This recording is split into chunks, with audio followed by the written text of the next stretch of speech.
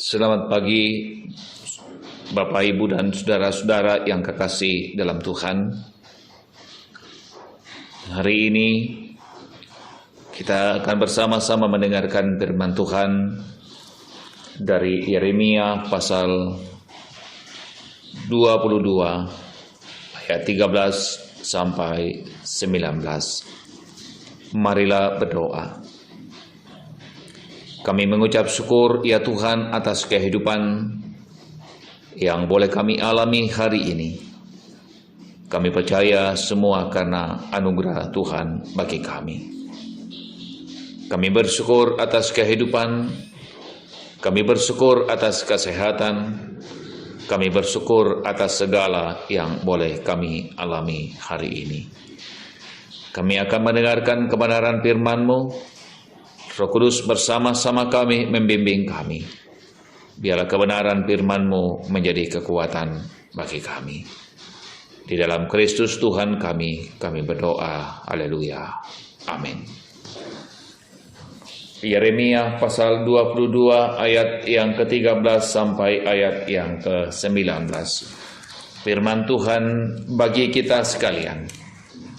Celakalah dia yang membangun istananya berdasarkan ketidakadilan dan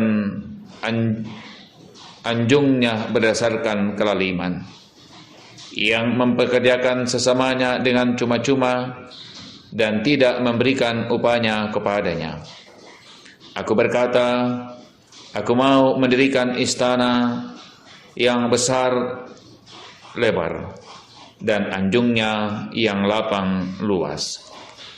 Lalu menetas dinding istana membuat jendela, memapani istana itu dengan kayu aras dan mencatnya merah. Sangkamu rajakah engkau, jika engkau bertanding dalam hal pemakaian kayu aras? Tidakkah ayahmu makan minum juga dan beroleh kenikmatan? Tetapi ia melakukan keadilan dan kebenaran, serta mengadili perkara orang yang sengsara dan orang miskin dengan adil. Bukankah itu namanya mengenal aku? Demikian firman Tuhan. Tetapi matamu dan hatimu hanya tertuju kepada pengejaran untung, kepada penumpahan darah orang yang tak bersalah, kepada pemerasan dan kepada penganiayaan. Sebab itu beginilah firman Tuhan mengenai Yoyakim bin Yosia raja Yehuda.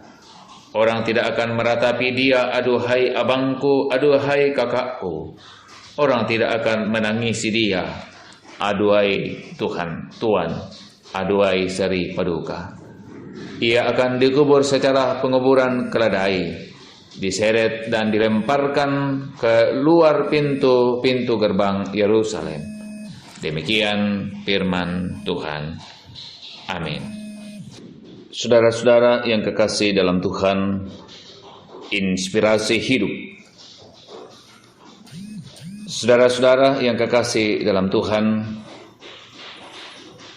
ketika kita bicara tentang pemimpin, maka ada pemimpin yang sangat dihormati dan dihargai oleh masyarakatnya. Tapi juga ada pemimpin yang kemudian tidak dihargai oleh masyarakat yang dipimpinnya. Tentu saudara-saudaraku yang kekasih dalam Tuhan, dihargai atau tidak dihargai tentu sangat tergantung dari tindakan yang dilakukan oleh sang pemimpin itu. Saudara-saudara yang kekasih dalam Tuhan, pembacaan kita berbicara tentang dua pemimpin Israel.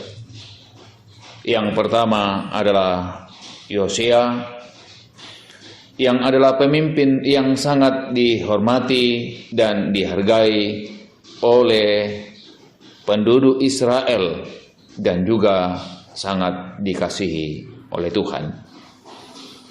Karena Yosia ketika memimpin umat Israel dalam ketaatan kepada Tuhan, melakukan kebenaran dan keadilan. Namun saudara-saudaraku yang kekasih dalam Tuhan, ketika Yosia wafat, maka ia digantikan oleh anaknya yang bernama Yoyakim. Saudara-saudara, Yoyakim ternyata tidak mengikuti apa yang kemudian dilakukan oleh ayahnya. Ia haus dengan kekuasaan, sehingga ia tidak lalu kemudian memimpin dengan adil dan benar. Ia menindas masyarakatnya, ia menindas penduduk Israel ketika ia menjadi pemimpin. Dan karena itu saudara-saudaraku yang kekasih dalam Tuhan, firman Tuhan menyampaikan kepada Yoyakim bahwa karena ketidaksetiaannya kepada Tuhan, di ayat yang ke-19 dikatakan, ia akan dikubur secara penguburan keledai, diseret dan dilemparkan keluar pintu-pintu gerbang Yerusalem. Artinya saudara-saudaraku yang sama Tuhan, akhir hidup dari Yoyakim sama sekali tidak mendapatkan penghargaan. Saudara-saudaraku yang kekasih dalam Tuhan, jabatan, pekerjaan, kuasa itu adalah anugerah Tuhan bagi kita. Dimanapun kuasa jabatan itu kemudian kita pegang. Dan karena kuasa dan jabatan itu adalah milik Tuhan, maka sesungguhnya saudara-saudaraku yang kekasih dalam Tuhan, saat jabatan, pekerjaan, dan mungkin kuasa ada pada diri kita, maka sesungguhnya Tuhan menginginkan agar apapun yang kita kerjakan dalam keadilan dan kebenaran. Tuhan memberkati kita sekalian. Amin.